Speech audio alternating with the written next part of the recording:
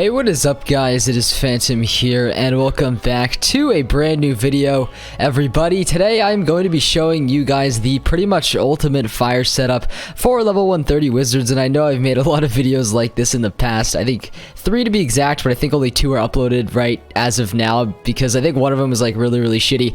Anyway though, today I have another one of those guides because if you guys don't know, with the release of the Primeval Horde pack, gear has actually changed a little bit, and fire stats, storm stats, just stats in general have become absolutely crazy for a lot of wizards. So I'm going to be showing you guys the ultimate fire stats and the gear required to get them. So let's just start off by taking a look at the actual stats first. As you can see, level 130 fire wizard, 182 fire damage. This is absolutely crazy and is as a result of the Primeval Horde pack. It's just absolutely insane. Yeah, that is a real damage number that you can get along with max crit. If I forgot to mention that, you can get insane damage and max crit in this setup. And let me just say, this is a purely PVE setup, alright? I don't want any PvP experts coming at me. This is a PVE setup. I am a PVE YouTuber, so these are the best stats in my opinion for PVE fire. Anyways, 182 damage, very insane. 29 resist across the board. That hasn't really changed. I think this was as a result of, yeah, definitely my wand, I think, and something else is it. Yeah, anyway, 29 resist though, basically across the board. That hasn't changed for much time. Like this isn't, yeah, anyway, you get the point. Accuracy though, 24. I mean, it is not max, it's not perfect, I suppose. You know, as an alternative, if you did want more accuracy, you could switch with the Mallory robe, but I believe you would lose out on a bit of damage as well. So yeah, I'll get to the gear in a second, but I have 24 accuracy, so that's 99%. A little bit less for the shadow enhanced spells, but overall it's pretty good, and I don't find myself fizzling very often, if at all. On to the critical. Yes, we did manage to get 100% critical with this gear set and 182 damage. That is probably the two, you know, main standouts from this gear. 100%, yeah, I know it is insane.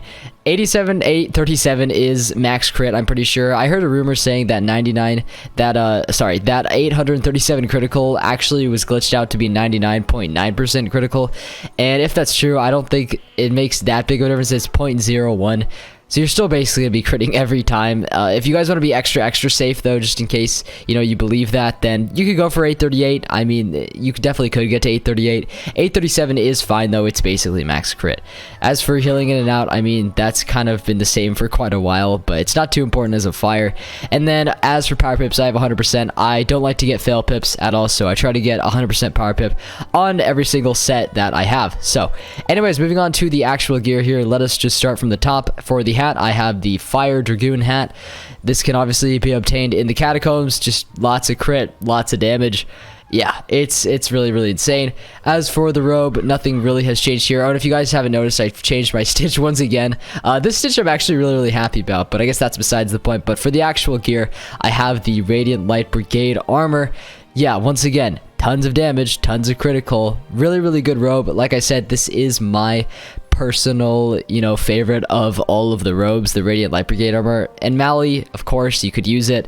Rattlebones, you could use it, but for me, you know, personally, and how I like to play the game, I really like the Radiant Light Brigade armor. It's just really offensive. Caters to me really well, so I'm using that. And then as for the boots, I have the Dragoon Fiery boots. Oh, and also you can get this gear at Tennyson, by the way. The Tennyson boss in Imperia. Then, of course, you have the Dragoon boots, also obtainable in the catacombs. Lots and lots of damage crit, and a lot of health as well. God, this is probably arguably the best piece of catacombs gear. Damn. Yeah, I forgot how honestly good the stats of the boots were, but anyways, really useful there.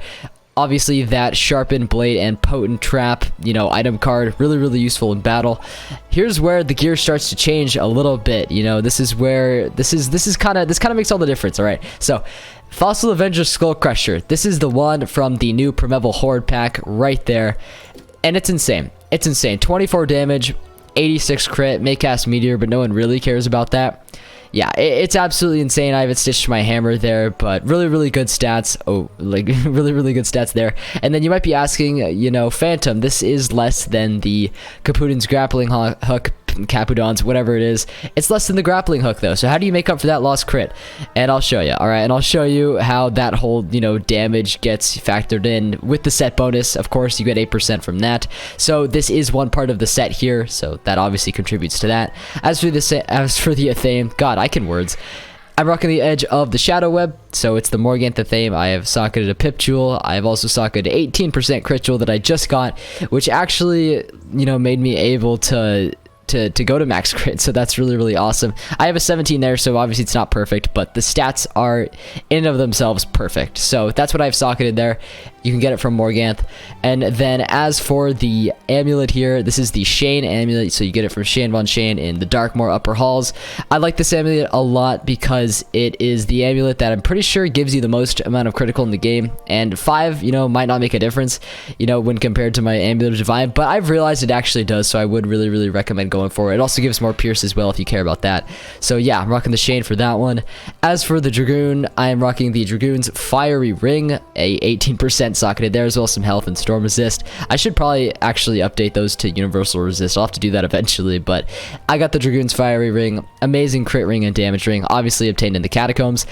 And then the final piece of the set bonus, well, not really the final piece, but the final piece of the Fossil Avengers set that you actually need to make this all possible. You have the pet, and oh my god, it's amazing. It's called the Scratchy Frillosaur, obviously obtained from the Primeval Horde pack.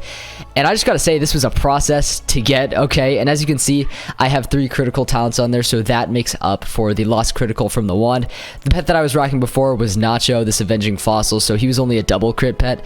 And then, of course, there's 3 damage talents there, and then a Thinking Cap, so that would obviously boost the damage talents on that. And it might boost the critical a little bit as well. It looks like it does. But yeah, so, you know, the previous best pet in the game was this because, you know, the Primeval Horde pack hadn't came out yet, but the best combination that you can use is with the fire pet here, and then have some amalgamation of triple crit and triple damage. So you can either have like triple damage and then like socket an extra crit talent, or you can do the opposite, which is what I did. Either one works as long as you have the right numbers, you know, then you'll get up to max stats. And this pet is just like, guys, I gotta say, before you make this, I mean, it's gonna be rough, okay? Unless you have a friend, you know, with a max Frillosaur already that's just willing to hatch with you all day long, this is gonna be a struggle to get. So I wish you luck, but I finally got it, and I was really happy about it because as a result, I was able to make this video. So yeah, that's the pet that you need right there. So as you can see, 2 items. I got the wand and the pet, which gives me the 8% bonus, which is where all the damage comes from. All the extra damage, anyway. For the mount, I am rocking the standard Fire Gulcher, and you might be wondering why I'm not rocking the Primeval mount instead. And so it's the Stompy Bronto. I actually have that as well, but something about this mount, so the stats wouldn't actually work out anyway. Well, actually, no, they would.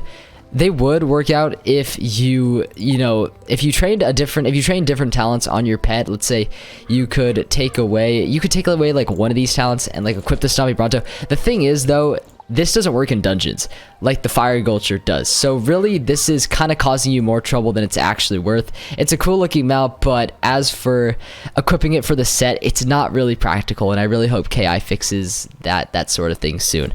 Anyways, we've got the Fire Gulcher though, obviously from the Gulchers pack. Very good. I've been using it forever, and it's just kind of old reliable, you know what I mean? So we got the Fire Gulcher there, and then for the deck, I have the Fiery Paradox deck.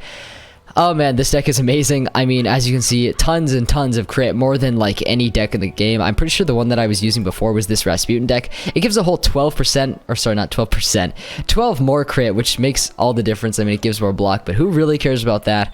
And then of course it gives that, you know, all famous triangle socket as well, which you can socket more pips if you want that 100% power pip, of course. And then one more overview of the stats, but yeah, that is all the gear that you need. Once again, just absolutely insane. Fire is obviously really offensive, so you're going to want to be pumping up that damage, pumping up that critical as much as possible. And these new stats with the new Primeval Horde pack gear, it all combines together, and it just creates this beautiful masterpiece. So anyways, that's gonna be it for this video though, guys.